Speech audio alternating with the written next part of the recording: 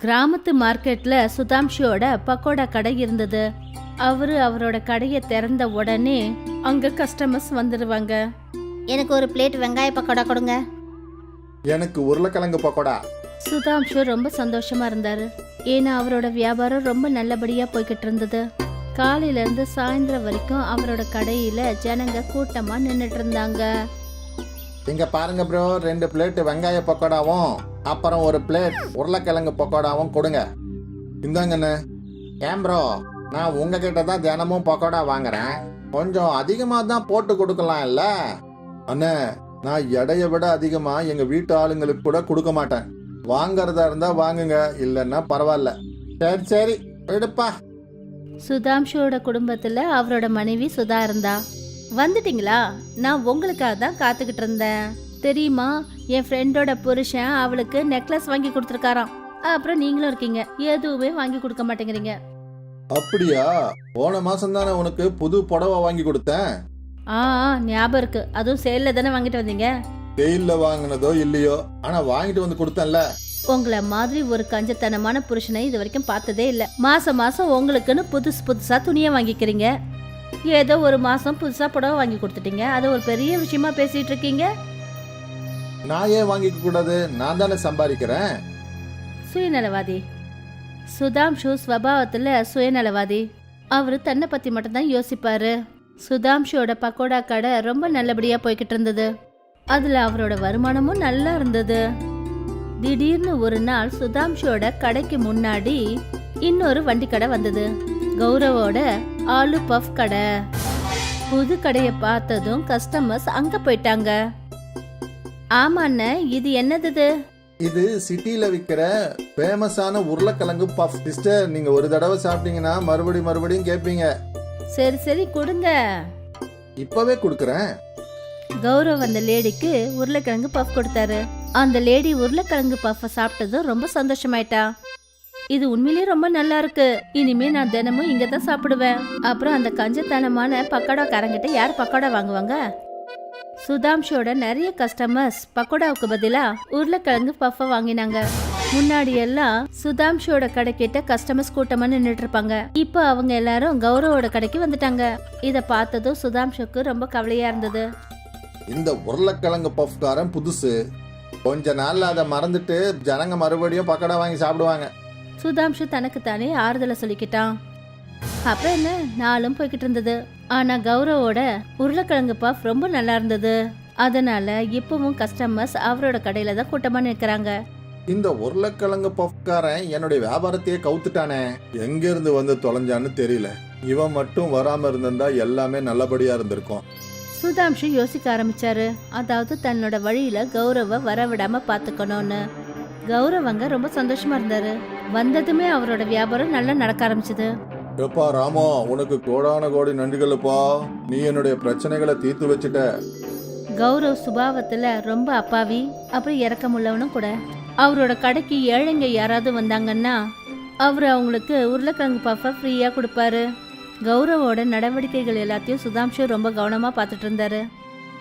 இவன் ரொம்ப அப்பாவியா இருக்கான், இவனை ரொம்ப சுலபமா ஒரு முட்டாளாக்க முடியும்.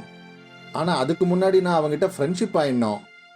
அப்புறம் இதே யோசனையில சுதாம்ஷு கௌரவ் கூட நல்லபடியா பேச ஆரம்பிச்சிட்டாரு. என்னங்கண்ணே, எப்படி போயிட்டு இருக்கு? நல்லா போயிட்டு இருக்கு. நீங்க சொல்லுங்க. உங்க உருளைக்கிழங்கு பஃப் ரொம்ப சுவையா இருக்குன்னு கேள்விப்பட்டேன், எங்களுக்கும் சாப்பிட கொடுக்கலாம்ல? அட, இப்பவே வாங்கிக்கங்க. கௌரவ் சுதாம்ஷுக்கு உருளைக்கிழங்கு பஃப் கொடுத்தாரு. சுதாம்ஷு அதை சாப்பிட்டாரு. அடேங்கப்பா, இது ரொம்ப நல்லா இருக்கு. அப்படியே ஒரு புது ஐட்டம். சாப்பிட்டதும் ரொம்ப பிடிச்சு போச்சு. உங்களுக்கு பிடிச்சது இல்ல, அதுவே போதும். இந்த ஐட்டமை நீங்க ஒரு பெரிய கடையை திறந்து செய்யணும். என்னுடைய ஆசையும் அதுதான். ஆனா பெரிய கடை திறக்கிறதுக்கு பணம் வேணும் இல்லையா? நானும் அப்படி ஒரு கடை திறக்கணும்னு தான் நினைக்கிறேன். அப்படி நீங்க விருப்பப்பட்டீங்கன்னா நம்ம 2 பேரும் சேர்ந்து கடையை திறப்போம். அதுல 2 கவுண்டர் இருக்கும். நீங்க உங்க உருளைக்கிழங்கு பஃப வைங்க, நான் வந்துட்டு என்னுடைய பக்கோடாவை விற்கிறேன். அப்படின்னா பார்ட்னர்ஷிப்பா? ஆமா, அதேதான். நான் பெரிய மார்க்கெட்ல பெரிய கடையும் பார்த்து வச்சிருக்கேன். வாவ், இது உண்மையிலேயே நல்ல விஷயம்தான். பெரிய மார்க்கெட்ல நல்ல வியாபாரம் நடக்கும். ஆமா, அதேதான். நானும் ரொம்ப நாளா ஒருத்தரை தேடிட்டு இருந்தேன். பாதி பணத்தை அவங்க போடணும், எனக்கு பார்ட்னரா சேரணும். பெரிய மார்க்கெட்ல கடையோட விலை எவ்வளோ? அது 6 லட்சம் ரூபாய். என்கிட்ட 3 லட்சம் இருக்கு, அப்புறம் 3 தேவைப்படுது. சரி, அத நான் கொடுக்கறேன். உங்களுக்கு நாளைக்கு சொல்றேன். சரிங்க அண்ணே. சுதாம்ஷு கௌரவ தன்னோட வலையில சிக்க வைக்க நினைச்சான். கௌரவ் வீட்டுக்கு போய் அங்க எல்லா விஷயத்தையும் தன்னோட மனைவி லதா கிட்ட சொன்னாரு. இது ரொம்ப நல்ல விஷயங்க. என்கிட்ட 1.5 லட்சம் ரூபாய் இருக்கு, ஆனா மீதி 1.5 லட்சத்துக்கு நான் எங்க போறது? நீங்க அதை பத்தி கவலைப்படாதீங்க. என்கிட்ட இருக்கிற நகை எதுக்குங்கிறீங்க? அதை நீங்க அடகு வச்சிடுங்க. உங்ககிட்ட பணம் எப்போ வருதோ அப்ப அதை மீட்டுக்கலாம். சரி, இதுவும் நல்ல யோசனை தான். கௌரவ் லதாவோட நகைகள் எல்லாத்தையும் அடமானம் வச்சுட்டாரு. அப்புறம் பேங்க்ல சேர்த்து வச்சிருந்த தன்னோட பணத்தையும் எடுத்துட்டாரு. அண்ணா, பணத்துக்கு எல்லா ஏற்பாட்டையும் பண்ணிட்டேன். அடேங்கப்பா, அப்படின்னா நாம 2 பேரும் சேர்ந்து நாளைக்கு அந்த கடையை எடுப்போம். சரிங்க அண்ணே. கௌரவும் சுதாம்ஷுவும் 2 பேரும் சேர்ந்து ஓனர் கிட்ட பணத்தை கொடுத்தாங்க. அப்புறம் முதலாளி சுதாம்ஷு கையில கடை சாவியை கொடுத்தாரு. கடைசியில நம்ம கனவு நிறைவேறிடுச்சு. இப்போ ஒரு வேலை பண்ணு. நீ உன்னுடைய வண்டி கடைக்கு போ. நான் இந்த பழுது பார்க்குற வேலை, 2 கவுண்டர் வைக்கிற வேலைலாம் பார்த்துக்கிறேன். அது வரைக்கும் அந்த சந்தோஷத்துல நீ ஏதாவது சம்பாதிப்பல்ல. சரிங்க அண்ணே. கௌரவ் தன்னோட வண்டி கடைக்கு போனாரு. அப்புறம் உருளைக்கிழங்கு பஃப் விற்க ஆரம்பிச்சாரு. சில நாட்கள் கடந்து போச்சு. சுதாம்ஷியோட பக்கோடா கடை மூடியே இருந்தது. ஒரு வாரத்துக்கு அப்புறமா கௌரவ் அந்த கடையை பார்க்க போனப்ப அங்க பார்த்தா சுதாம்ஷு ஏற்கனவே பக்கோடா கடை போட்டு வித்துக்கிட்டு இருந்தாரு. அப்புறம் அந்த கடையில ஒரே ஒரு கவுண்டர் தான் இருந்தது. அண்ணே, கவுண்டர் ரொம்ப நல்லா இருக்குண்ணே. ஆனா என்னுடைய கவுண்டர் எங்க? என்ன கவுண்டர்? எப்படிப்பட்ட கவுண்டர்? இந்த கடை என்னோடது. இங்க ஒரே ஒரு கவுண்டர் தான் இருக்கும். நீங்க சரியான ஏமாத்துக்காரரா இருக்கிறீங்க. இந்த கடைக்கான பாதி பணத்தை நான் கொடுத்துருக்கேன். அப்படியா? அதுக்கான ஆதாரம் உங்ககிட்ட ஏதாவது இருக்கா? அப்படின்னா எனக்கு எதிராக போய் நீ கம்ப்ளைண்ட் கொடு. கௌரவுக்கு என்ன பண்றதுன்னே அப்ப புரியவே இல்லை. அவர் சேர்த்து வச்ச பணம் எல்லாமே வீணா போயிடுச்சு. கௌரவ் அழுதுகிட்டே காட்டு பக்கமா போயிட்டாரு. ஐயோ கடவுளே, ஏன் இப்படி பண்ணீங்க? நான் யோசிச்சது ஒண்ணு, ஆனா இப்படி நடந்துடுச்சே. இதுக்கு நீங்க என்ன கொன்னே போட்டிருக்கலாம்ல. கௌரவ் அழற சத்தத்தை கேட்டு விருக்ஷதேவி அவன் முன்னாடி வந்தாங்க. கௌரவ், நீ கவலைப்பட வேண்டிய அவசியமே கிடையாதுப்பா. நீ ஒரு நல்ல மனுஷன். நீ நிறைய பேருக்கு உதவி செஞ்சிருக்க. நீ செஞ்ச நல்ல விஷயங்கள் தான் இன்னைக்கு உனக்கு உதவியா இருக்க போகுது. அது எப்படி? இந்த மர பொந்துக்குள்ள உன் கைய விடு. உன் கைக்கு என்ன கிடைக்குதோ அது உனக்கு சொந்தம். சரிங்கம்மா. கௌரவ் அந்த மர பொந்துக்குள்ள கைய விட்டாரு. அவரோட கையில தங்க நாணயங்கள் தென்பட்டுச்சு. கௌரவ் ஒரு கை அளவுக்கு தங்க நாணயங்களை வெளியே எடுத்தாரு. உங்களுக்கு நன்றி, ரொம்ப ரொம்ப நன்றி. இந்த தங்கத்தால என்னுடைய வாழ்க்கையே மாறி போயிடும். ஞாபகம் வச்சுக்கோ, நல்ல காரியங்களை செய்யறத மறந்துடாத. நான் எப்பவும் மக்களுக்கு நல்லது மட்டும்தான் செய்வேன். கௌரவ் லதாவோட நகைகளை திருப்பினா. புது வீடு வாங்கிட்டாரு. அப்புறம் ஒரு கடையும் வாங்கிட்டாரு. ஆக்சுவலா அவருக்கு என்னெல்லாம் தேவையோ அது எல்லாமே அவருக்கு கிடைச்சிருச்சு. அங்க இன்னொரு பக்கம் சுதாம்ஷு செஞ்ச கெட்ட காரியங்களால அவனோட வியாபாரம் முழுகி போச்சு. அவன் அந்த கடையை விற்க வேண்டியதாயிடுச்சு. மறுபடியும் ரோட்டுக்கே வந்துட்டான். இதுக்கு தான் சொல்லுவாங்க, நல்லதை செஞ்சினா நல்லதே நடக்கும், அப்புறம் கெட்டதை செஞ்சா கெட்டதே நடக்கும். சுபமும் ரவியும் அண்ணன் தம்பிங்க. அவங்க அப்பா அம்மா இறந்ததுக்கு அப்புறமா 2 பேரும் அவங்க வீட்டை பாகம் பிரிச்சுக்கிட்டாங்க. பாதி பங்குல பெரிய அண்ணன் ரவி தன்னோட மனைவி கூட இருந்தாரு. அப்புறம் பாதி பங்குல சுபம் தன்னோட மனைவி சாதனா கூட இருந்தாரு. வீட்டை எப்படி அவங்க பங்கு பிரிச்சுக்கிட்டாங்களோ அதே மாதிரி கடையையும் அவங்க பங்கு பிரிச்சுக்கிட்டாங்க. கடைக்கு நடுவுல பெரிய சுவரை ஒண்ணு கட்டி விட்டுட்டாங்க. அந்த பாதி கடையில ரவி இஸ்திரி கடை போட்டிருந்தாரு. அப்புறம் பாதி கடையில சுபமும் சாதனாவும் ஒரு தாபா நடத்திட்டு இருந்தாங்க. என்னம்மா தம்பி பொண்டாட்டி, வந்துட்டியா? நான் உனக்காக தான்மா காத்துட்டு இருந்தேன். இதோ நான் இப்பவே உங்களுக்கு டீ போட்டு கொண்டு வரேன். சரிம்மா. சுபம் ரவி அண்ணன் தம்பிங்க 2 பேரோட மனசுலயும் எந்த மனதாபமும் இல்ல. 2 பேருமே ரொம்ப சந்தோஷமா ஒன்னா இருந்தாங்க. அண்ணா, நாளைக்கு வீட்டுல சிக்கன் செய்ய போறோண்ணே, சாப்பிட வந்துருங்க. உன் அன்னைக்கு தெரியாம எப்படியாவது மறைஞ்சு வந்துடுறேன். ஐயோ அத்தா, உங்களுக்கும் அக்காவுக்கும் நான் சேர்த்தே சிக்கன் பண்றேன். ஐயோ வேண்டாமா, அந்த மாதிரிலாம் செஞ்சிடாத. என் பொண்டாட்டிய பத்தி எனக்கு ரொம்ப நல்லாவே தெரியுமா. அவ என்ன உன் கையால செஞ்சதை எதையும் சாப்பிட விட மாட்டா, அவளும் சாப்பிட மாட்டா. இப்போ எப்படி போயிட்டு இருக்கோ அதுவே நல்லதுமா. இப்போதைக்கு நான் அவளுக்கு தெரியாம உன் கையால செஞ்ச சுவையான சாப்பாட்டையாவது சாப்பிட முடியுது. அப்படின்னா சரி. சாதனா ரவிக்கு டீ கொடுத்தா. அப்புறம் தாபாவோட வேலையை பார்க்க ஆரம்பிச்சா. கஸ்டமர்ஸ் வர ஆரம்பிச்சிட்டாங்க. அக்கா 2 டீ, ஒரு முட்டை பொடி மாஸ் கொடுங்க. சரி தம்பி. சாதனா கிச்சனை பார்த்துப்பா. அப்புறம் சுபம் கஸ்டமர்ஸை பார்த்துப்பாரு. 2 பேரும் பகிர்ந்து வேலையை பார்ப்பாங்க. காலையில இருந்து சாயந்தரம் வரைக்கும் அவங்க தாபா நடந்துகிட்டு தான் இருக்கும். அப்புறம் சாயந்தர நேரத்துல சாதனா எல்லாருக்காகவும் டிஃபன் செய்வா. வாங்கத்தான், உங்களுக்காக ஸ்பெஷலா நான் முட்டை குழம்பு வச்சிருக்கேன். இதோ வந்துட்டேம்மா. சாதனா, ரவி, சுபம் 3 பேரும் சேர்ந்து ஒன்னா உட்காந்து டிஃபன் சாப்பிடுவாங்க. நீ எப்பவும் சந்தோஷமா இருக்கணும்மா. உன்ன மாதிரி ஒரு நல்ல மருமக எல்லா குடும்பத்திலயும் கிடைக்கணும். நீ என் தம்பி சுபம்க்கு எவ்வளவு உதவியா இருக்க, அதே மாதிரி தான் நானும் யோசிக்கிறேன். ஒருவேளை காயத்ரியும் இதே மாதிரி எனக்கு உதவி செஞ்சான்னா. பரவாயில்ல விடுங்கண்ணே. அதான் சொல்லுவாங்களே, முத்து மாலையில எல்லா முத்துக்களும் ஒரே மாதிரி இருக்கிறது இல்லைன்னு. அதே மாதிரி தான் ஒவ்வொருத்தரும் ஒவ்வொரு மாதிரி இருப்பாங்க. அப்படி மாறி இருக்கிறதும் நல்லதுதான். காயத்ரிக்கு தெரிஞ்சதெல்லாம் சண்டை போடுறது, சத்தம் போடுறது இதுதான். கல்யாணத்துக்கு அப்புறம் உன் கூட சண்டை போட்டு பாக பிரிவினை பண்ணியாச்சு. இப்ப நீ தனியா போயிட்ட. ஆனா அவ என் கூட சண்டை போடுறா. என்னுடைய வேதனை எனக்கு மட்டும்தான்ப்பா தெரியும். சரி, அதை விடு. ஆனா உங்க 2 பேரையும் நினைச்சு நான் ரொம்ப சந்தோஷப்படுறேன். அந்த கடவுள் உங்க 2 பேருக்கும் நிறைய வெற்றிகளை கொடுக்கணும். ரொம்ப நன்றிங்க அத்தான். அண்ணே, நாளைக்கு மத்தியானம் வீட்டுக்கு வர மறந்துடாதீங்க. அதை நான் கண்டிப்பா மறக்க மாட்டேன்பா. சாதனா கையால செய்யற அந்த சுவையான சிக்கனை எப்படி நான் விடுவேன்? மறுநாள் மத்தியானம் தன்னோட மனைவிக்கு தெரியாம மறைஞ்சு ரவி சுபமோட வீட்டுக்கு வந்தாரு. அம்மா சாதனா, சாதனா சீக்கிரமா சாப்பாடு எடுத்து வைமா. காயத்ரிக்கு போய் சொல்லிட்டு நான் இங்க வந்திருக்கேன். ஃப்ரெண்டு வீட்டுக்கு சாப்பிட போறேன்னு சொல்லிட்டு வந்தேம்மா. இதை எடுத்து வைக்கிறேன் அத்தான். சாதனா 3 பேருக்கும் சாப்பாடு எடுத்து வச்சா. அப்புறம் 3 பேரும் சேர்ந்து சந்தோஷமா சிரிச்சு பேசிக்கிட்டே சாப்பிட்டாங்க. இதே போலதான் எப்பவுமே அவங்க 3 பேரும் சந்தோஷமா இருப்பாங்க. ஒரு நாள் சுபம் பொருள் வாங்குறதுக்காக நகரத்துக்கு போனாரு. அண்ணே, நான் நகரத்துக்கு போய் சில பொருட்களை வாங்கிட்டு வந்துடுறேன். நீங்க அப்படியே கொஞ்சம் சாதனாவை பார்த்துக்கங்கண்ணே. இதெல்லாம் நீ எனக்கு சொல்லணுமாப்பா? இரு, 10 நிமிஷத்துல வேலையை முடிச்சிட்டுனா நேரா அங்க போயிடுறேன். அதுக்கெல்லாம் அவசியம் இல்லைண்ணே. சாதனா தனியாலாம் எல்லா வேலையும் கவனிச்சுக்குவா. எனக்கு எல்லாம் தெரியும்பா. ஆனா நானும் அவளுக்கு உதவி செய்யணும்னு ஆசைப்படுறேன். நீ போப்பா, நாங்க பாத்துக்கிறோம்.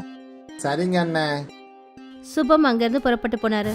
அப்புறம் ரவி தன்னோட கடையை விட்டுட்டு தாபாவில் வேலை செய்யறதுக்காக போனாரு. ரவி கஸ்டமர்ஸோட பிளேட்டை எடுக்க ஆரம்பிச்சாரு. ஐயோ அத்தான், கீழே வைங்க, நான் இந்த வேலையை பார்க்கறேன். நீ இப்போ என்ன பண்றியோ அதை போய் பண்ணுமா. நான் தான் இருக்கேன்ல, கொஞ்சம் வேலையை நானும் செய்யறேம்மா. அப்படியே வேலை செஞ்சுக்கிட்டு நானும் உங்ககிட்ட பேசிட்டு இருப்பேன். அதுவும் சரிதான். தாபேக்கு கஸ்டமர்ஸ் வந்துகிட்டே இருந்தாங்க. அப்புறம் சாதனா எப்பவும் போல கிச்சன் வேலைகளை செஞ்சுட்டு இருந்தா. அப்புறம் ரவி கஸ்டமர்ஸை கவனிச்சுக்கிட்டாரு. எல்லாமே சரியா தான் போய்கிட்டு இருந்தது. அப்ப திடீர்னு கேஸ் முடிஞ்சு போச்சு. அச்சச்சோ, இப்போன்னு போயா கேஸ் முடியணும்? என்னம்மா ஆச்சு சாதனா? அத்தான், கேஸ் முடிஞ்சு போச்சு. கஸ்டமர் வேற ஆம்லேட் கேட்டிருக்காங்க. இப்போ என்ன பண்றது? இப்போ கஸ்டமர்ஸை திரும்பி அனுப்ப வேண்டியதா இருக்கும். வேண்டாம் வேண்டாம், இது கொஞ்சம் கூட சரியில்லை. நீ ஒரு வேலை பண்ணு. ஆம்லேட் செய்யறதுக்காக முட்டைய மிக்ஸ் பண்ணு. மற்ற வேலையை நீ என்கிட்ட விட்டுடு. சாதனா கிளாஸ்ல முட்டையை உடைச்சு ஊத்தினா. அப்புறம் அதுல உப்பு, மசாலா, அப்புறம் மிளகுத்தூளை போட்டு மிக்ஸ் பண்ண ஆரம்பிச்சா. ரவி தன்னோட கடையில இருந்து ஒரு புது அயன் பாக்ஸை எடுத்துட்டு வந்தாரு. இந்த அயன் பாக்ஸை வச்சு என்ன பண்ண போறீங்க? நீ அந்த கரண்ட் அடுப்பை பார்த்துருக்கிற இல்லம்மா, அது எப்படியோ அதே மாதிரி தான் இந்த அயன் பாக்ஸ். நீ ஆம்லெட்டை மிக்ஸ் பண்ணி வச்சிருக்கிற இல்லையா, அதை இந்த இஸ்திரி பொட்டி மேல போடு. இதுல ஆம்லேட் பண்ண முடியுமா? முயற்சி பண்ணி தான் பாப்போமே. ரவி இஸ்திரி போட்டி வயரை போர்டில் போட்டாரு. அந்த இஸ்திரி பாக்ஸ் சூடானதும் அப்பதான் சாதனா இஸ்திரியோட சூடான பகுதியில் அந்த முட்டை மிக்ஸை போட்டா. அப்புறம் அது ஆம்லெட்டா ரெடி ஆச்சு. பாத்தியா? சரியா 2 நிமிஷத்துல ஆம்லெட் ரெடி ஆயிடுச்சு. சாதனா ஆம்லெட்டை எடுத்து பிளேட்ல வச்சா. அப்புறம் அதை கஸ்டமருக்கு கொண்டு போய் கொடுத்தா. அட, இது என்ன ஆம்லெட்டுங்க? அதுவும் முக்கோண வடிவத்தில் இருக்கு. இது புதுசுங்கண்ணா, சாப்பிட்டு பாருங்க. அந்த கஸ்டமர் அந்த ஆம்லெட்டை சாப்பிட்டாரு. அவருக்கு அது ரொம்ப சுவையா தெரிஞ்சது. இது உண்மையிலேயே ரொம்ப டேஸ்டா இருக்குமா? அப்புறம் இதோட வடிவமும் புதுசா இருக்கு. அதை பார்த்துட்டு மற்ற கஸ்டமர்களும் அதே முக்கோண வடிவ ஆம்லெட்டை ஆர்டர் பண்ணாங்க. எனக்கும் அதே மாதிரி முக்கோண ஆம்லெட் வேணும். எனக்கும் கொடுங்க. சாதனா இஸ்திரி பொட்டியில் முக்கோண வடிவத்தில் ஆம்லெட் போட்டா. அப்புறம் கஸ்டமர்ஸ் ரொம்ப ஆசையாக அதை சாப்பிட்டாங்க. சில மணி நேரத்தில் சுபம் பொருட்களை வாங்கிக்கிட்டு வந்தாரு. அங்கே தாபாவில் இருந்த கூட்டத்தை பார்த்து அதிர்ச்சி ஆயிட்டாரு. அட, இது என்ன இவ்வளவு கூட்டம்? இந்த கூட்டம் அத்தானோட இஸ்திரி ஆம்லெட்காக வெயிட் பண்ணுது. என்ன இஸ்திரி ஆம்லெட்டா? ரவி சுபம் கிட்ட இஸ்திரி ஆம்லெட்டை பற்றின கதையை சொன்னாரு. அங்க கொஞ்சம் பாருப்பா, முக்கோண வடிவத்தில் இருக்கிற ஆம்லெட்டை சாப்பிட்றதுக்கு கூட்டம் எப்படி அலமோதுதுன்னு. அடேங்கப்பா, அண்ணா நீங்க பெரிய ஆளுண்ண. அப்புறம் 3 பேரும் சேர்ந்து கஸ்டமர்ஸ்க்கு ஆம்லெட் போட்டு கொடுத்தாங்க. முக்கோண வடிவ ஆம்லெட் தாபா ரொம்ப ஃபேமஸ் ஆயிடுச்சு. சாதனாவும் சுபமும் சோஷியல் வீடியோவில் ரொம்பவே வைரல் ஆயிட்டாங்க. ஒரு நாள் ரவி அவரோட வீட்டில் சாப்பாடு சாப்பிட்டுக்கிட்டு இருந்தாரு. நீங்க சாதனா சுபமோட முன்னேற்றத்தை பத்தி கேள்விப்பட்டீங்களா? கேள்விப்பட்டது மட்டும் இல்ல, நான் கண்ணால பார்த்தேன். அவங்களோட தாபாவில் அவ்வளோ கூட்டம் நின்றுட்டு இருக்கு. சில நேரங்களில் நான் என்ன யோசிக்கிறேன்னா, ஒருவேளை நமக்கு பாகப்பிரிவினை ஏற்படாம இருந்திருந்தா நாங்க 2 பேரும் ஒன்னா சேர்ந்து சம்பாரிச்சிருப்போம். சுபம் மாதிரியே எங்கிட்டயும் நிறைய பணம் இருந்திருக்கும். எங்க இத பத்தி நாம சுபம் கிட்ட ஒரு வாட்டி பேசி பார்ப்போமா? என்ன பேச சொல்ற? நீங்க சொல்லுங்க, மறுபடியும் 2 கடையும் ஒன்னா சேர்த்து பெரிய தாபாவா ஓபன் பண்ணலான்னு. ஒருவேளை நீ மறுபடியும் சண்டை போட்டீன்னா? என்னென்ன பைத்தியம் நினைச்சிங்களா வரலட்சுமிய வேணான்னு சொல்றதுக்கு? அப்ப சரி. ரவியோட மனசுக்குள்ள பயங்கரமான சந்தோஷம். ஆரம்பத்துல இருந்தே அவரோட விருப்பமும் இதுதானே. கொஞ்ச நாளைக்கு அப்புறம் 2 கடையும் ஒன்னா ஆயிடுச்சு. அப்புறம் தாபா பெருசாயிடுச்சு. சுபம், ரவி, சாதனா 3 பேரும் சேர்ந்து தாபாவை நடத்தினாங்க. இஸ்திரி பொட்டி ஆம்லெட்னால அவங்களோட வியாபாரம் மட்டும் அதிகமாகல, அவங்களோட செதறி போன குடும்பமும் மறுபடியும் ஒன்னா சேர்ந்துடுச்சு. ஒரு கிராமத்துல குசும் லதான்னு பேர் கொண்ட ஒரு வயசான விதவை அம்மா இருந்தாங்க. குசும் லதாவுக்கு ஒரே ஒரு பையன். அவன் சில வருஷத்துக்கு முன்னாடியே சிட்டிக்கு போய் செட்டில் ஆயிட்டான். குசும் லதா கிராமத்துல லிட்டி சோக்கா வியாபாரம் பண்ணி அவங்களோட வாழ்க்கையை நடத்தி வந்தாங்க. ஒரு நாள் குசும் லதா வண்டி கடையில லிட்டி சோக்கா வித்துட்டு இருந்தாங்க. அப்பதான் அவங்க கிராமத்தை சேர்ந்த ஒரு ஆளு பிரேம்பால் அந்த இடத்துக்கு வந்தாரு. எப்படி இருக்கீங்க அம்மா? அந்த கடவுள் புண்ணியத்துல நல்லா இருக்கேன்ப்பா. நான் இப்போலாம் பார்த்துட்டு இருக்கேன், நீங்கள் செய்கிற லிட்டி சோக்கா ரொம்ப கம்மியாலாம் விற்குது. முன்னை விட வியாபாரம் ரொம்ப குறைவுதான். ஆனால் போதுங்கிற அளவுக்கு வியாபாரம் நடக்குது. அதனால தான் என் வீட்டில் அடுப்பும் எரிஞ்சுக்கிட்டு இருக்கு. இப்போ உங்களோட வீட்டில் உங்களை தவிர வேற யாரும் கிடையாது. ஒரே ஒரு பையன் இருந்தான், அவனும் உங்களை விட்டுட்டு சிட்டிக்கு போய் தங்கிட்டான். அப்புறம் இந்த வயசில் நீங்கள் அப்படி என்னதான் சாப்பிடுவீங்க? இந்த பக்கம் ஏதாவது வேலை விஷயமா வந்தீங்களா பிரேம்பால்? இங்கே பாருங்கம்மா, எனக்கு உங்களோட லிட்டி சோக்கா கொஞ்சம் கூட பிடிக்கவே பிடிக்காது. அதில் சுவைன்னு சொல்கிறதுக்கு எதுவுமே இருக்காது. இது அவங்கவங்க மனசுக்கு விருப்பப்பட்டதுப்பா. சில பேருக்கு என் கையால் நான் செய்கிற இந்த லிட்டி சோக்கா ரொம்பவே பிடிச்சிருக்குன்றாங்க. அம்மா, நான் உங்ககிட்ட என்ன சொல்கிறதுக்காக இங்கே வந்தேன்னா, நாளைக்கு உங்களுக்கு பக்கத்துலேயே இன்னொரு கடையும் வரப்போகுது. நீங்கள் என்ன சொல்ல வரீங்கன்னு எனக்கு ஒன்றும் புரியல பிரேம்பால். சிட்டியிலேருந்து என்னோட மச்சான் அஜ்ஜு ரொம்பவே சூப்பரான லிட்டி சோக்கா ரெசிபியை கற்றுக்கிட்டு வரான். நாளையிலேருந்து அவன் உங்களுக்கு பக்கத்துலேயே கடையை போட்டு இங்கே தான் இருக்க போகிறான். நீங்கள் அவனை பார்த்து அவன்கிட்ட பிரச்சனை பண்ணக்கூடாதுல்ல, அதனால தான் நான் முன்னாடியே வந்து உங்ககிட்ட சொல்கிறேன். நான் அவரை பார்த்து எதுக்காகப்பா சத்தம் போட போகிறேன்? அவங்களுக்கு விதிக்கப்பட்டது என்னவோ அதுதான் கிடைக்கும். எனக்கு என்ன கிடைக்கணும்னு எழுதப்பட்டு இருக்கோ அது எனக்கு நிச்சயமாக கிடைக்கும். குசும்லதா சொன்னதை கேட்டுட்டு பிரேம்பால் சிரிச்சுக்கிட்டே அந்த இடத்த விட்டு போயிட்டாரு. பிரேம்பால் அவரோட வீட்டு வாசல் வரைக்கும் தான் போயிருப்பாரு. அப்போ அவரோட வீட்டு வாசல்லையே கிராமத்து தலைவர் அவரை பார்க்க வந்துட்டாரு. அட, என்ன விஷயம் தலைவரே? அப்படி என்ன முக்கியமான வேலை வந்துடுச்சு? நீங்கள் என்னோட வீட்டுக்கே தேடி வந்திருக்கீங்க? நீங்களும் குசும்லதாவும் பேசிகிட்டு இருந்ததை நான் ரொம்ப நேரமாக கேட்டுக்கிட்டு தான் இருந்தேன். சரி, நீங்கள் என்னதான் சொல்ல வரீங்க தலைவரே? உனக்கு நல்லாவே தெரியும், நான் எப்பவும் போல உன் பக்கம் தான் நிற்க போகிறேன். எனக்கு உங்க மேல அந்த நம்பிக்கை இருக்கு தலைவரே. விஷயம் அது இல்ல பிரேம்பால். விஷயம் என்னன்னா, ஒருவேளை குசும்லதா வந்து என்கிட்ட உதவி கேட்டாங்கன்னா என்னால முடியாதுன்னு சொல்ல முடியாது. நான் கண்டிப்பா ஒரு கட்டாயத்தால உன்னோட மச்சான் அஜுவோட கடையை அங்கிருந்து எடுக்க தான் சொல்லணும். ஏன்னா குசும்லதா கடைசி 20 வருஷமா அந்த இடத்துல தானே கடை வச்சு நடத்திக்கிட்டு இருக்காங்க. அப்படின்னா எனக்கு எதுவுமே புரியலையே. நீங்க யார் பக்கம் தான் இப்போ இருக்கீங்க? என் பக்கமா இல்ல அந்த கிழவி பக்கமா? நான் எப்போவும் உங்க பக்கம்தான் பிரேம்பால். நான் உங்ககிட்ட எந்த விஷயத்த சொல்றதுக்கு வந்தேன்னா, நீங்க எப்பவும் போல இந்த தடவையும் எனக்கு விசேஷமா கவனிச்சா நல்லா இருக்கும். அதுக்கு ஆக வேண்டிய செலவை நீங்க தானே பார்க்கணும். இதெல்லாம் கேட்க வேண்டிய விஷயமா என்ன? நான் உங்களுக்கு வாக்கு கொடுக்குறேன். இந்த தடவையும் தலைவருக்கு ஆகிற செலவுல பாதி செலவை நானே பார்த்துக்கிறேன். தலைவர் ரொம்ப சந்தோஷத்தோட அந்த இடத்த விட்டு போனாரு. மறுநாள் அஜு குசும்லதாவோட கடைக்கு பக்கத்திலேயே ஒரு வண்டி கடை போட்டாரு. அஜு தன்னோட கடையை ரொம்ப அழகா அலங்காரம் பண்ணியிருந்தாரு. ஒரு ஆளு அஜு கிட்ட வந்து என்ன சொன்னாருன்னா, அட அண்ணே, இந்த கடையில் அப்படி என்னதான் பொருள் வச்சிருக்கீங்க? இது சிட்டியோட லிட்டி சோக்கா. சாப்பிட்டீங்கன்னா உங்களுக்கு ரொம்ப சந்தோஷமா இருக்கும். லிட்டி சோக்காவை எங்க கிராமத்துல குசும்லதாவும் செஞ்சிட்டு இருக்காங்களே, ஆனா இது கொஞ்சம் வித்தியாசமா எனக்கு தெரியுது. இதே சிட்டியில் புது ரெசிபியில் செய்யப்பட்ட லிட்டி சோக்கா. ஒரு தடவை சாப்பிட்டீங்கன்னா நீங்கள் மறுபடியும் இங்கே தான் வருவீங்க. அப்படின்னா சீக்கிரமா ஒரு பிளேட் லிட்டி சோக்கா செஞ்சு எனக்கு கொடுங்க. அஜு அந்த ஆளுக்கு லிட்டி சோக்கா பண்ணி கையில கொடுத்தாரு. அந்த ஆளுக்கு அது ரொம்பவே பிடிச்சு போச்சு. அவர் லிட்டி சோக்கா சாப்பிட்டுட்டு அந்த இடத்த விட்டு புறப்பட தான் இருந்தாரு. அப்பதான் அஜு அந்த ஆள்கிட்ட என்ன சொன்னாருன்னா, அட ஒரு விஷயம் சொல்லுங்க, நீங்க இந்த விஷயத்த சொல்லவே இல்லையே. என் லிட்டி சோக்கா டேஸ்ட் எப்படி இருக்கு? ரொம்ப டேஸ்டா இருக்கு, நிம்மதியா இருக்கு. அப்போ கிராமத்துக்கு போய் என்னை பற்றி பெருமையாக சொல்லுங்க. அப்புறம் எல்லாருக்கிட்டையும் என்னோட கடைக்கு வந்து லிட்டி சோக்கா சாப்பிடணுங்கிற விஷயத்த சொல்லுங்க. இந்த கிழவி கிட்ட யாரும் போக வேண்டாம்னு சொல்லுங்க. அஜு சொன்னதை கேட்டுக்கிட்டு அந்த ஆள் சிரிச்சுக்கிட்டே அந்த இடத்த விட்டு போனாரு. குசும்லதா அஜுவை பார்த்துட்டு என்ன சொன்னான்னா, இது ரொம்ப தப்பு பாக்கண்ணா. நீ லிட்டி சோக்கா ரொம்ப நல்லா செஞ்சுட்டு இருக்க, அதுல எந்த சந்தேகமும் கிடையாது. அதே சமயம் நான் செய்யற லிட்டி சோக்காவை குறை சொல்றதுக்கு உனக்கு எந்த ஒரு அதிகாரமும் கிடையாது. எனக்கு முன்னாடியே தெரியும் நீங்க கண்டிப்பா என்கிட்ட சண்டை போடுவீங்கன்னு. பிரேம்பால் மாமா என்கிட்ட முன்னாடியே சொல்லிட்டாரு. நான் உன்கிட்ட சண்டெல்லாம் போடலப்பா. நீ கிராமத்துல உன்னோட லிட்டி சோக்காவை பத்தி பெருமையா பேச சொல்லி சொல்ற, அப்புறம் என்னோட வியாபாரத்தை குறை சொல்ல வைக்கிற. நான் இப்படி தான் உங்களையும் உங்கள் லிட்டி சோக்காவையும் தப்பாக சொல்லிட்டு இருப்பேன். உங்களால் என்ன பண்ண முடியுதோ அதை பண்ணிக்கோங்க. அந்த நாளைக்கு அப்புறமா யாராவது தெரியாம கூட குசும்லதாவோட கடைக்கு வந்துட்டாங்கன்னா அவங்களுக்கு அஜு தான் கையால செஞ்ச லிட்டி சோக்காவை ஃப்ரீயா கொடுக்க ஆரம்பிச்சான்.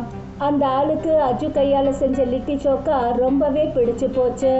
கொஞ்சம் கொஞ்சமா அஜு குசும்லதாவோட கஸ்டமர்கள் எல்லாரையும் அவன் பக்கமா இழுத்துட்டான். அதுக்கப்புறம் குசும்லதா வேற வழியே இல்லாம ஊர் தலைவரை பார்க்க போனாங்க. என்ன விஷயம் குசும்லதா? இன்னைக்கு என்ன உங்களுக்கு இந்த கிராமத்து தலைவர் ஞாபகம் வந்துட்டாரு? தலைவர் ஐயா, நீங்க பேசுறத பார்த்தா எதுவுமே தெரியாத மாதிரி பேசுறீங்க. ஐயா, இது ஒரு சின்ன கிராமம். அப்படி யாருக்காவது ஒரு சின்ன தும்பல் வந்தா கூட அது மொத்த கிராமத்துக்குமே தெரிஞ்சு போயிடுது. எனக்கு நல்லாவே தெரியும். நீங்க கண்டிப்பா அந்த பிரேம்பாலோட மச்சான் அஜுவை பத்தி தான் சொல்ல வந்திருக்கீங்க. ஆனா எந்த மரத்துக்கு கீழே நீங்க கடையை வச்சு அங்க நின்றுட்டு இருக்கீங்களோ அந்த இடம் உங்களோடது கிடையாது, கிராமத்தோடது. அப்புறம் அந்த இடத்துல யாரு வேணும்னாலும் கடை வைக்க அவங்களுக்கு உரிமை இருக்கு. தலைவர் ஐயா, நீங்க என்ன தப்பா நினைச்சுக்கிட்டீங்க? அஜு அந்த இடத்துல கடை போட்டதுல எனக்கு எந்த விதமான ஆட்சேபனையும் கிடையாது. அவன் என்னுடைய கஸ்டமருங்க எல்லாரையும் உடைக்கிறான். அப்புறம் நான் செய்யற லிட்டி சோக்காவை பத்தி எல்லா இடத்துலயும் குறை பேசிக்கிட்டு இருக்கான். அது ரொம்ப தப்புங்க ஐயா. நீங்க சொல்றத யாரும் வேண்டான்னு சொன்னாங்க குசும்லதா? நீங்களும் அவனோட லிட்டி சோக்காவை தப்பா சொல்லுங்க. அவன் ஃப்ரீயா ஜனங்களுக்கு லிட்டி சோக்கா கொடுத்தான்னா நீங்களும் கொடுங்க. உங்க 2 பேரோட பிரச்சனையை எடுத்துக்கிட்டு நீங்க இங்க வர வேண்டிய அவசியம் இல்லை. நீங்க இங்க இருந்து கிளம்புங்க. குசும்லதா ஏமாற்றத்தோட அந்த இடத்த விட்டு போனாங்க. குசும்லதா லிட்டி சோக்கா ரொம்ப நல்லா பண்ணிக்கிட்டு இருந்தாங்க. ஆனா இப்ப கிராமத்து ஜனங்க யாருமே அவங்க செய்யற லிட்டி சோக்காவை ஏறெடுத்து கூட பாக்குறது இல்ல. ஒரு நாள் நடந்த விஷயம். ஒரு 10 வயசு சின்ன பொண்ணு ரொம்பவும் அழுக்கான ஒரு ட்ரெஸ்ஸை போட்டுக்கிட்டு இருந்தா. அஜுவோட வண்டி கடைக்கு பக்கத்துல வந்து நின்னுட்டா. எனக்கு ரொம்ப பசிக்குது. உன்னோட இந்த மோசமான ட்ரெஸ்ஸை பார்க்கும்போது எனக்கு என்ன தோணுதுன்னா உன்கிட்ட சாப்பிட்றதுக்கு கூட காசு இருக்காது போலயே. நீங்க ரொம்ப சரியா சொன்னீங்க. என் கையில காசு கிடையாது. எனக்கு சாப்பிடறதுக்கு ஏதாவது கொடுங்களேன். ஏய், நீ பிச்சை எடுக்கணும்னா போய் கிராமத்துக்குள்ள போய் எடு. என்னோட கடைக்கு முன்னாடிலாம் இப்படி வந்து நிக்காத. போயிங்க இருந்து, என்னோட பிசினஸ் டைம் ஆகுது. அந்த சின்ன குழந்தை ரொம்ப கவலையோட குசும்லதாவோட கடைக்கு பக்கத்துல வந்து நின்னுட்டா. என்னோட கண்ணாச்சு, எனக்கு ரொம்ப பயங்கரமா பசிக்குது. ஆமா, உன்னோட பேர் என்ன? என்னோட பேரு ராதா. குசும்லதா அந்த பொண்ணு ராதாவுக்கு ஒரு பிளேட் லிட்டி சோக்கா கொடுத்தாங்க. ராதா கொஞ்ச நேரத்துல அது எல்லாத்தையுமே சாப்பிட்டா. நீ இன்னும் கொஞ்சம் சாப்பிடுறியாடா கண்ணா? இது ரொம்ப சுவையா இருக்கு. குசும்லதா சிரிச்சுக்கிட்டே இன்னொரு பிளேட்டை ராதா கையில கொடுத்தாங்க. ராதா அந்த இன்னொரு பிளேட் லிட்டி சோக்காவை சாப்பிட்டுக்கிட்டு சிரிச்சுக்கிட்டே என்ன சொன்னான்னா, நீங்க செஞ்சிருக்கிற இந்த லிட்டி சோக்கா ரொம்ப நல்லா இருக்கு. ஆமா, ஆனா என் கையால செய்யற இந்த லிட்டி சோக்காவை கிராமத்து ஜனங்க யாருமே சாப்பிட்றது கிடையாது. அப்படி நீங்க லிட்டி சோக்காவில் மேகியை சேர்த்தீங்கன்னா அதுக்கப்புறம் உங்க மேகி லிட்டி சோக்காவை யாருமே அடிச்சுக்க முடியாது. யாரெல்லாம் அதை சாப்பிட்றாங்களோ அந்த சுவையை அவங்க எப்பவுமே மறக்க முடியாது. அம்மாடி செல்லம், கிராமத்துல படிக்காதவ, எங்க காலத்து மக்களுக்கு மேகினா என்னன்னு கூட தெரியாது. என்னால எப்படி செய்ய முடியும்? நீங்க கவலைப்படாதீங்க, நான் நாளைக்கு காலையில 5 மணிக்கு உங்க வீட்டுக்கு வந்துடுறேன். நான் அதுக்கான முழு செயல்முறையை உங்களுக்கு சொல்லி கொடுத்துட்டு போயிடுவேன். இத சொல்லிட்டு ராதா அந்த இடத்த விட்டு புறப்பட்டு போனா. குசும்லதா அந்த பொண்ணு சொன்னதை பெருசா எடுத்துக்கவே இல்லை. மறுநாள் குசும்லதா விடிய காலையில 5 மணிக்கே எழுந்துட்டாங்க.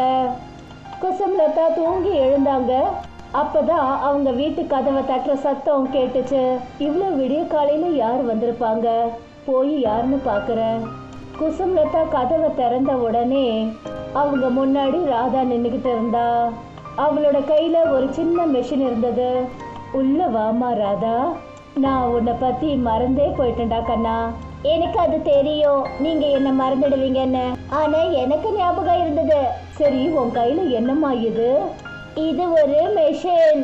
இந்த மெஷின்குள்ள உங்க கையால பிணைஞ்ச மாவை இதுக்குள்ள நீங்க போட்டீங்கன்னா இதுக்குள்ள இருந்து நிறைய மேகி வெளியே வரும்.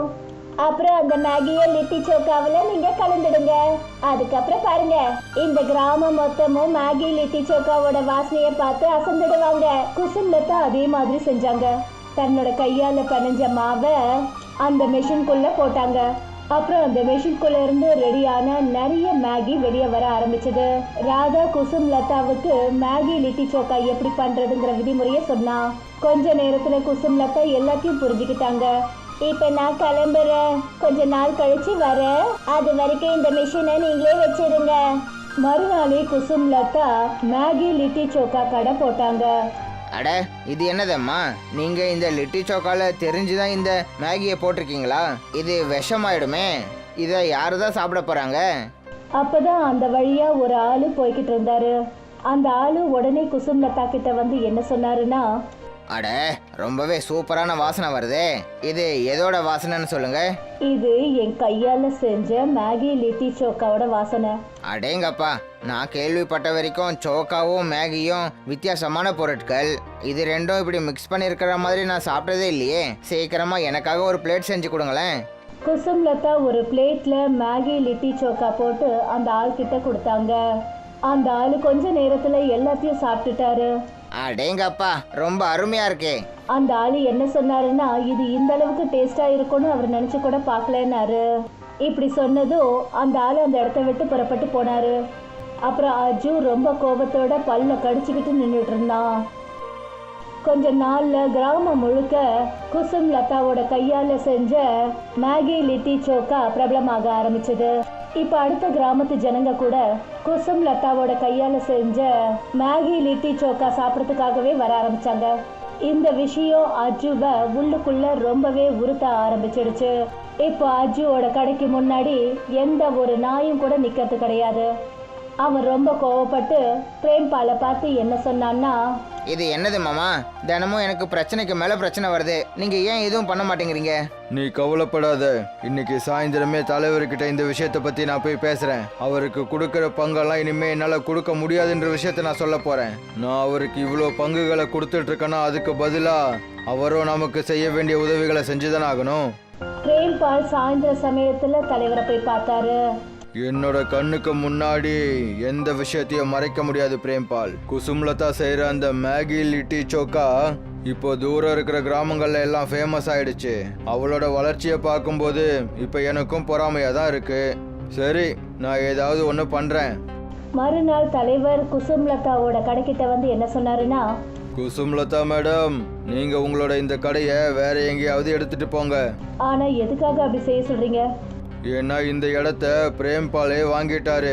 இப்போ இந்த இடம் அவருக்கு சொந்தமானது. குசும்லதா சிரிச்சுக்கிட்டே தலைவரை பார்த்து என்ன சொன்னாங்கன்னா, இனிமே நான் இந்த கடையை வைக்க வேண்டிய அவசியமே இல்லை தலைவரையா. ஏன்னா நான் கிராமத்துல ஒரு கடையை விலைக்கு வாங்கிட்டேன். இதுக்கப்புறம் நான் என்னுடைய கடையில மேகி லிட்டி சோக்கா செஞ்சு வியாபாரம் பண்ணுவேன். கொஞ்ச நாள்லயே குசும்லதா அந்த கிராமத்திலேயே ஒரு நல்ல கடையை திறந்தாங்க. அப்புறம் அவங்களுடைய வீட்டையும் நல்ல விதமா கட்டிட்டாங்க. ஒரு நாள் ராத்திரி குசும்லதா ராதாவை நினைச்சு பார்த்துக்கிட்டு இருந்தாங்க.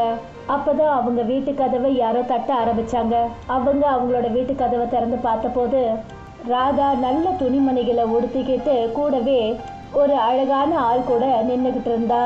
நான் இந்த பக்கமா போய்கிட்டு இருந்தேன், அதான் உங்களை பார்த்துட்டு போலாமேன்னு வந்தேன். நீ கொடுத்த மிஷின் என்கிட்ட தாம்மா இருக்கு. அந்த மிஷினை நீ எடுத்துட்டு போக போறியாம்மா? சொல்ல போனா அது ஒரு மாய மேகி லிட்டி சோக்கா தயாரிக்கிற மிஷின். நீ சொல்ற விஷயம் எனக்கு புரியல. நாங்க இந்த உலகத்து வாசிங்க கிடையாது. ஆனா நீங்க இப்படியும் சொல்லலாம், நாங்க எல்லாம் மாய உலக வாசிங்க. அப்புறம் இவருதான் என்னுடைய அப்பா. அடிக்கடி நீங்க அவமானப்படுறத நாங்க பார்த்துக்கிட்டு இருந்தோம். ஆனா அதை எங்களால கொஞ்சம் கூட தாங்கிக்க முடியல. நான் என்னோட அப்பா என்கிட்ட சொன்னதுனாலதான் இந்த மிஷினை உங்ககிட்ட கொடுக்க வந்தேன். இனிமே இந்த மிஷின் உங்களுக்கு சொந்தமானது. உங்களை பார்க்க நான் அடிக்கடி இங்க வருவேன். இப்படி சொல்லிட்டு ராதா அவளோட அப்பா கூட அந்த இடத்துல இருந்து மறைஞ்சா. குசும்லதா சிரிச்சுக்கிட்டு அந்த வீட்டு கதவை மூடினாங்க. குசும்லதா இன்னைக்கும் அந்த மாய மிஷின்ல இருந்து மாய மேகி லிட்டி சோக்கா தயாரிச்சுக்கிட்டு இருக்காங்க.